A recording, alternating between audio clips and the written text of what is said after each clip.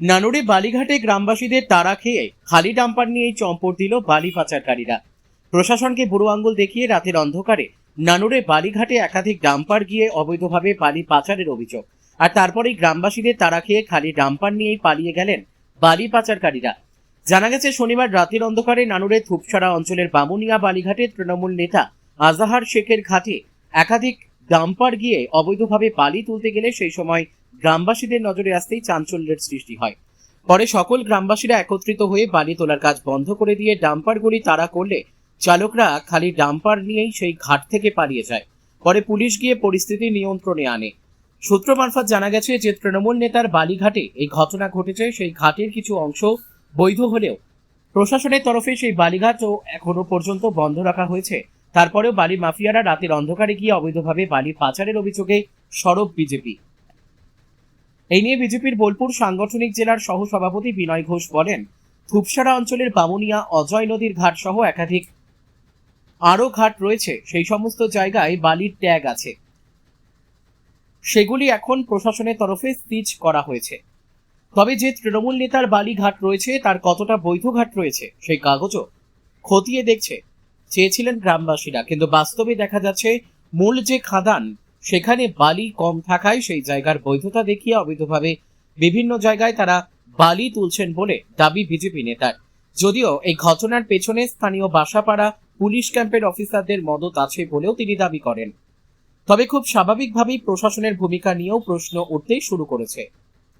নানুর থেকে শুভদীপ গুইয়ের রিপোর্ট, বিগ নিউজ বাংলা। কি বলুন? এটা হচ্ছে ধূপছড়ার কাছে একটা বামুনিয়া ঘাট বলে একটা ঘাট আছে অজয়ের। সেই ঘাটে সহ বিভিন্ন জায়গায় বালি স্ট্যাগ আছে, মানে ছোট থেকে বিশাল আকৃতি পর্যন্ত। সেই সমস্ত স্ট্যাগ সরকার সিজ করেছে। বালি এখন সরকারি সম্পত্তি, সরকার একটা অকশনের মাধ্যমে বিক্রি করবে। প্লাস ওই ঘাটটা চালায় একজন, মানে কেউ অজয় আজার বলে কেউ চালায়, যার নামে বৈধ কাগজ থাকুক। ওখানকার গ্রামবাসীর দাবি ছিল যে কাগজটা ওরা দেখবে যে কতটা মানে পর্যন্ত ওর বালি তোলার লিজ দিয়েছে সরকার, অধিকার দিয়েছে। এখন বাস্তবে দেখা যাচ্ছে কি যে মূল যে খাদান যেখানে বালি তুলতে বলেছে ওখানে বালি না থাকার জন্য বা কম থাকার জন্য ওরা ওই জায়গাটার বৈধতা দেখিয়ে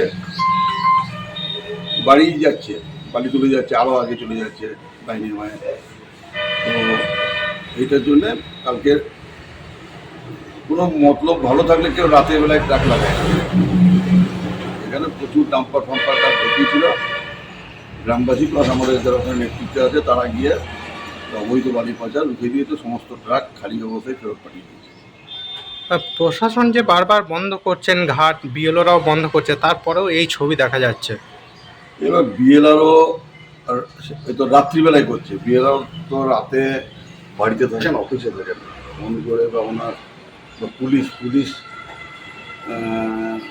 মূল যে থানা নানুর তারা তাদেরকে আড়াল করে না জানিয়ে স্থানীয় যে ক্যাম্প আছে কসাপাড়ায়, হতে পারে তাদের মদত আছে, কিন্তু নানুর থানার স্টাফ বা ওসি বড়বাবু যিনি আছেন তিনি মানে একদম ফেয়ার পার্সন, পরিচ্ছন্ন ব্যক্তি। আমি যতটুকু দেখেছি যে কোথাও একটা কোনো ব্যবস্থা করে ওরা বা কাউকে টাকা পয়সা দিয়ে অবৈধ বালি পাচার করার কাল চেষ্টা করেছিল। এই নিয়ে দ্বিতীয়বার হলো, কালকে গ্রামবাসী প্লাস আমাদের পার্টির ছেলেরা ওখানকার রুখে দিয়েছে। এর পরবর্তী ক্ষেত্রে যদি এই ধরনের ছবি ধরা পড়ে তাহলে আপনারা কি পদক্ষেপ নেবেন? পদক্ষেপ একটাই, যে সিদ্ধান্ত হয়েছে সরকারিভাবে সব বালি সরকারি সম্পত্তি এখন সিজ হয়েছে, ওটা অকশন হবে এবং পুরো টাকা সরকারি কোষাগারে যাবে। এক কড়াই অবৈধ বালি আমরা কাউকে তুলতে